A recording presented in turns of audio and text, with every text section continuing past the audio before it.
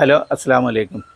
കേന്ദ്ര ഹജ്ജ് committee circular number 28 പ്രകാരം 2026 പരിശുദ്ധ ഹജ്ജ് കർമ്മത്തിന് വേണ്ടിയുള്ള 5-ാമത്തെ വെയിറ്റിംഗ് ലിസ്റ്റ് പുറത്തിറക്കിയിട്ടുണ്ട്.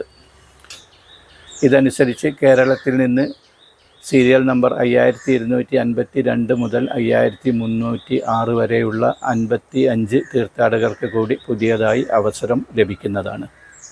ഇപ്പോൾ അനുമതി ലഭിച്ച ഓരോ തീർത്ഥാടകനും 2,77,300 രൂപ വീതം ഹജ്ജ് കമ്മിറ്റിയുടെ റഫറൻസ് നമ്പറോട് കൂടിയ ഫോമിൽ സ്റ്റേറ്റ് ബാങ്കിൻ്റെയോ യൂണിയൻ ബാങ്കിൻ്റെയോ ശാഖകളിൽ അടയ്ക്കേണ്ടതാണ്.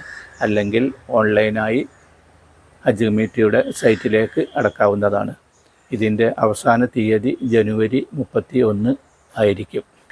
ഇങ്ങനെ അടച്ചതിൻ്റെ രശീതിയും മറ്റു അനുബന്ധ രേഖകളും ചേർത്ത് ഹജ്ജ് കമ്മിറ്റിയുടെ ഓഫീസുകളിൽ നേരിട്ട് എത്തിക്കുകയോ അല്ലെങ്കിൽ ഹജ്ജ് കമ്മിറ്റിയുടെ സൈറ്റിലേക്ക് അപ്ലോഡ് ചെയ്യുകയോ ചെയ്യേണ്ടതാണ്. ഇതിൻ്റെ അവസാന തീയതി ഫെബ്രുവരി 2 ആയിരിക്കും.